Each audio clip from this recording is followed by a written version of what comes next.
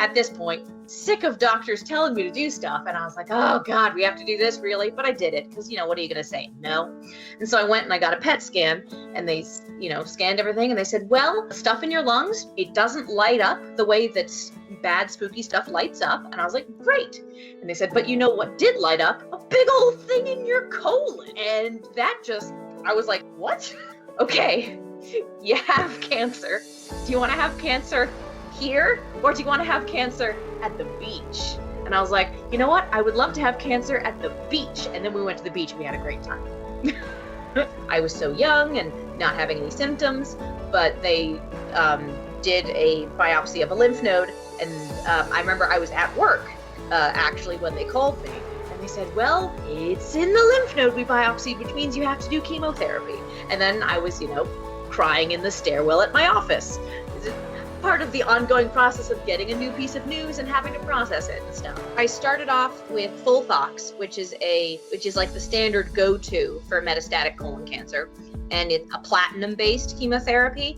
So it has some of the sort of traditional things you think of as being the chemo side effects of like nausea and vomiting, but it also has its own like special side effects because, obviously when people think of chemo, they have like an image in their mind, but all chemos like are different, and they're all different medicines, and they all have crazy different things that they do. And one of the weird things about FOLFOX is it makes you sensitive to cold. And I started it, in September. So I was doing it throughout the winter. So basically when I was on it, I couldn't like touch things that were colder than room temperature, or it would hurt my fingers. It would make them like numb and tingly, but also painful. And I couldn't drink anything that was colder than room temperature. I never tested this, but apparently if you drank things with like ice in it, it would feel like you were choking. And I was like, I'm just not even gonna try that. I'm just gonna stick to warm liquids, which made it kind of hard to hydrate because you're just like, oh, I have to drink some mildly warm water. But yeah, so it was dealing with nausea and being tired. So I was getting it bi-weekly in infusions that were like, I don't know, 2 hours long, and I would sit in the chair for 2 hours, and then I would get carted home with this little weird pump still attached to my body that I had to carry in like a little fanny pack. And then basically for the next 2 or 3 days, I was totally knocked out. I would be lying in bed, taking anti-nausea medicine and sleeping. And my husband would just be anxiously sitting outside and probably not eating dinner because he was too worried. And I also started getting nosebleeds more often because, it wrecks all of your mucous membranes. Some people get like mouth sores. I didn't really have that issue, but it was more like a nose stingy. And even now I have just kind of a perpetual runny nose, I'm always wiping my nose now. And I haven't been doing that chemo for, months now. It's just like and I had the numbness and tingling in the fingers. That's a thing that platinum-based chemo does. And even after I stopped that chemo, I actually had to stop that chemo because it was doing too much nerve damage. And I had started to get numbness and tingling in my fingers and toes, and we switched to a different chemo because of that. And I've been off it now long enough that it's called neuropathy, peripheral neuropathy. Outside nerve death or whatever. It's basically gone by now, but that was another thing that I had to deal with. Sure. And you had been on the FOLFOX for how long? How long were you? I did I think 9 or 10 sessions of it. Usually people are on it for 8 to 12 sessions, and sessions are bi-weekly. So I want to say that was like 6 months or something. The math is wrong there, but it's something like that. And then I'm trying to remember the order of operations. I'm pretty sure I was on it and then planning to switch to a different one. And then I ended up getting a blockage. So one of the fun things that happened when I was diagnosed is that doctors told me, you're not allowed to eat anything that's high fiber or leafy vegetables or a bunch of different specific vegetables because specifically colon cancer, it's a big thing in your intestines. And so if stuff that has fiber and leafy vegetables bulks up your stool to be gross. And so, your way is narrowed. So it's like, don't eat stuff like that. which is really frustrating because like all of the things when you Google, it's like, what should you eat if you have cancer? It's always like, eat lots of whole grains and leafy vegetables and healthy things. And I literally wasn't allowed to. So I was just having to eat like white bread and a bunch of garbage. And even though I was doing all that, in January of 2020, I had an intestinal blockage and I had to have emergency surgery for that. And now I have a colostomy bag. So I instead, I shit out of a hole in my stomach. And then after that, I switched to a different chemo. And I did that for a couple months. Well, I guess I did that from like February to September of 2020. And then I switched to a clinical trial that is some corporation is trying to develop a medicine specifically for people who have colon cancer whose tumors have the specific genetic mutation that I have. Because whenever they do a colonoscopy and get a bit of your tumor or whatever, they send it off and you can say, hey, yes, test it for all these weird genetic things to see what kind of tumor it is.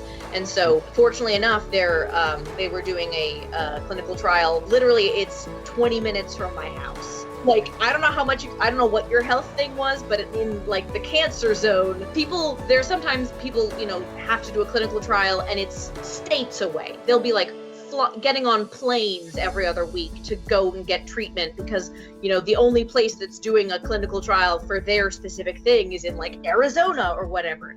And just, I don't know how I could be so lucky that they're literally doing it in my backyard. So I can just drive there and then drive back, and it takes me like 15 minutes. And now I'm on I'm on that experimental sort of drug, which is a pill that I take, and we're seeing what that does. Okay, and how long has it been since you've been enrolled in the study, and were there tests and things that you had to do to qualify? Yes, there were lots of. So I've been enrolled since I remember this again because I first had the meeting with the doctor who's in charge of the study on my birthday last year. My birthday's just like now, like my cancer anniversary. That's the new day it is. But so a little bit a couple weeks, maybe a month after that is when I was properly enrolled. And there were a lot of like screening things in advance. Like they had to do a lot of tests, make sure that it, wasn't spread to certain other places. Like I had to get a full body bone scan because they were like, if it's metastasized into your bones, then you can't do the trial. And they had to check the lung stuff and like make sure that was actually migrated from the colon thing and wasn't a different kind of cancer, which it might have been. Which it wasn't, it's just migrated stuff from the colon. And then I had to, in addition to being like screened, where it's like, if this test comes back this way, you can't do the study, I also had to have a bunch of like initial benchmark tests, because obviously they're trying to see not only if this drug can do the thing they want it to do, but what kind of side effects it's going to have. So like they scanned my eyeball and did an echocardiogram, and then whenever I get off the study or get better or whatever, they'll do another one of those to see, it's like, okay, you've been on this drug for this long, are your eyeballs still working the same, and they'll check to see if it has other effects on the body. So there was a lot of screening, but there was a lot of also like just getting benchmark information before I got on there so that they could then track the progress of whatever happened to my body. Sure. And are you allowed to mention the mutation, the specific mutation that you? I think it's the KRAS mutation. That's the one where if you have it, then there's a lot of drugs that don't work for you. So, it's the fun one that makes things more difficult. Yeah, and those therapies are just being developed now, so that's great to hear that you were able to access the clinical study. Is it because where you are, there's an academic center nearby or a teaching hospital? There's just like a cancer center nearby where they just, I guess, do various trials, because I know that the trial I'm on isn't the only one that's going on there. So I think they're like the headquarters for a couple different trials. Okay, that's wonderful to hear. And again, that it was close by is such a great thing. For real. So have the doctors told you sort of how you're doing? Have you experienced progression at all? I haven't experienced any progression, fortunately, knock on wood.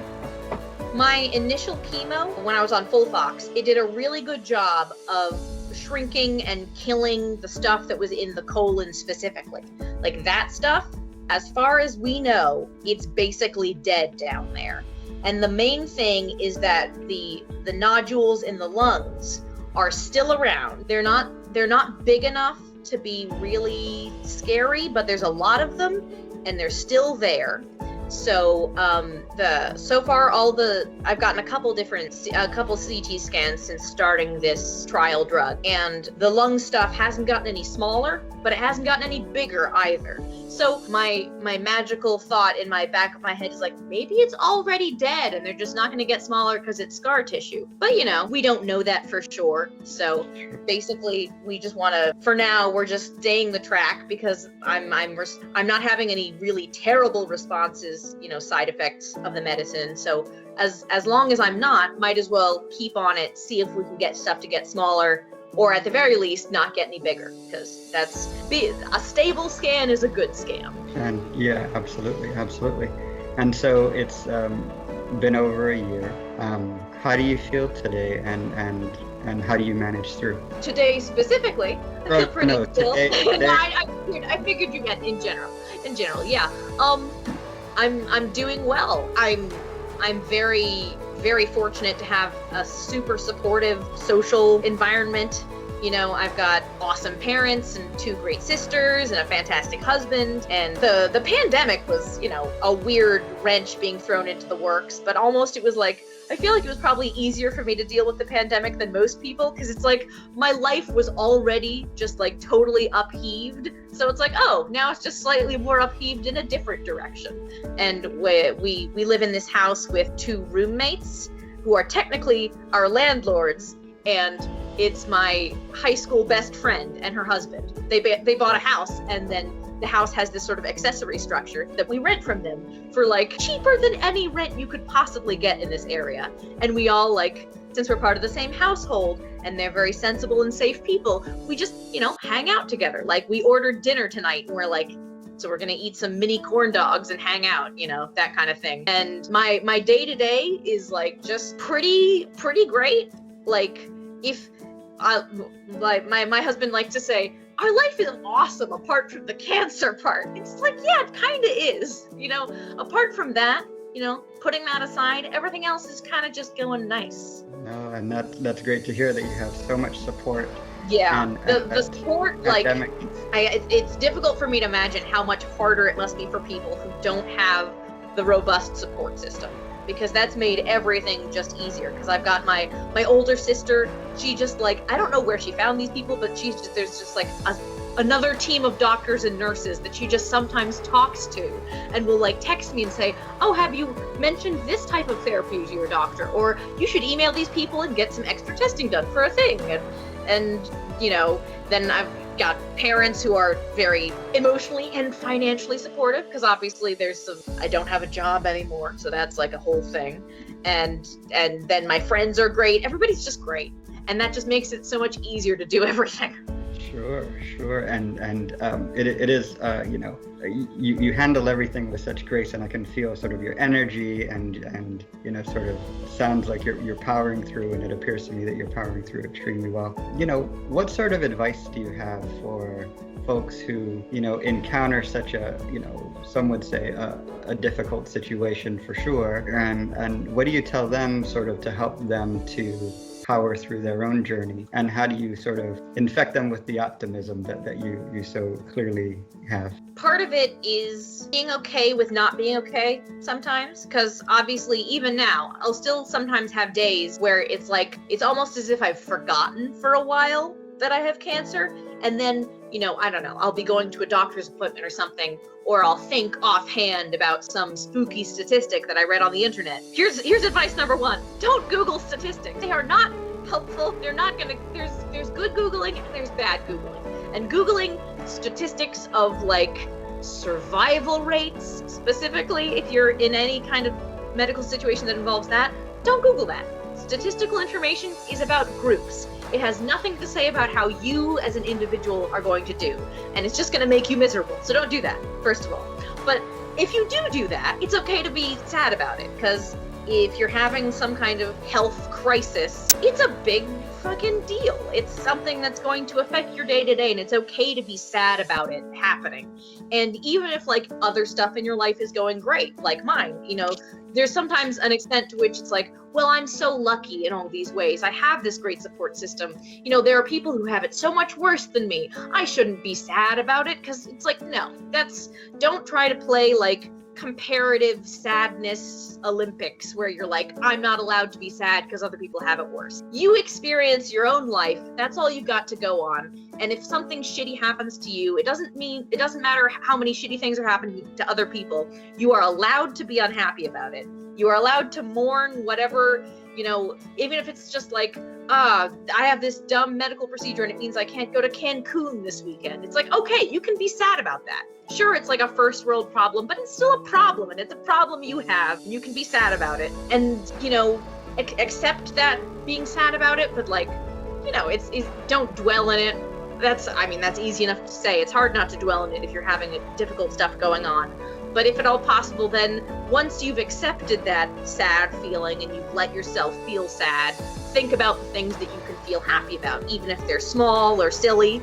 And anybody who's just getting sort of the initial news of a medical difficulty, whether it's cancer or whatever, something that you're just now learning about, understand that initial time, that first few days, that first few weeks, maybe few months, that's the worst time. It's when it's hitting you the hardest and you don't know what to do and there's a lot of uncertainty. And basically after that, it just gets better. Because even if the medical stuff doesn't get better, it's going to be easier for you to manage because you've had time to work through it and time to make plans about it. And that initial awful feeling is not how it's going to feel the whole time. This community, I don't think there's enough resources out there, and I'm always willing to help people and like shine light as best as I can. My training is in social psychology, and I use what I know about the real forces behind human behavior to help people make healthier choices in their day-to-day lives. So this is a project that's very resonant for me. So my name is Kayla. I am 24 years old and I live in Canada on the west coast in BC. The diagnosis they gave to my parents after that first surgery was that it was terminal. They gave me a year to live. So it's almost like the universe's way of saying, sit down, calm down, take a few months, relax, notice how much better you feel. I truly believe everyone has a form of happiness to find. And I'm still working on mine. I'm very happy, but I know I can be happier. I know I can find something more meaningful in my life, or I know I can help more people. And if that's what you want to do, then do it. As long as you have something that makes you smile, even if it's just once a week, even if it's just your dog to cuddle, even if it's just that one friend that sometimes texts you, you're still smiling, and I like that, and that got me through a lot. If somebody can watch this and know that it's possible and get inspired, that's cool. I am off the shots now, which is great. My A1C was actually 5.3 when they took it again, which my doctor goes, we could take my A1C right now, it probably wouldn't be that good. So kind of trying to instill in my kids, listen, you have a pretty lengthy family history with diabetes. Let's make better choices than Dad made, because I spent 40 years abusing my body. Don't do that. Well, the first thing I'd say is when you get a diagnosis, it's very easy to go to a very dark place. You're going to the worst thing you've ever seen on TV or in the movies, which the movies dramatize these kind of things. And like I tell people all the time, MS is not a death sentence. Parkinson's disease, you don't die of Parkinson's disease, you die with Parkinson's. And it's not a death sentence either. My wife's been a rock. For my kids, it's funny, each one of them has been different. My oldest has the same warped sense of humor that I do. And so she bought me, because of my shake, she bought me a Chihuahua t-shirt for Christmas.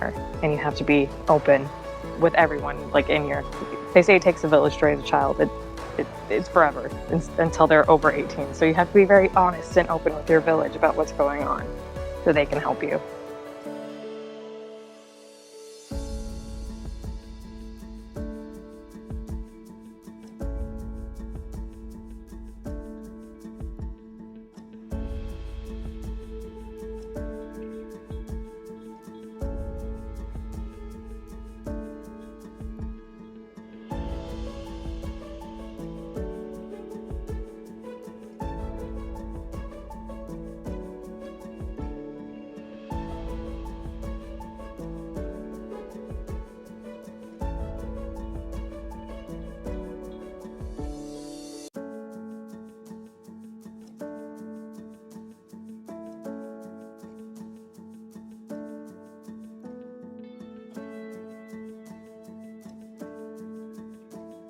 Welcome to healthfulheroes.com.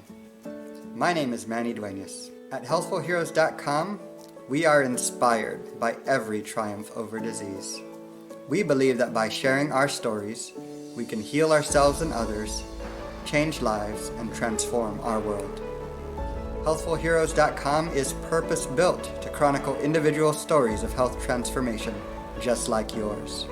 At healthfulheroes.com, we believe that by sharing our stories, we can educate, inspire, and empower, changing our world for the better, one life at a time.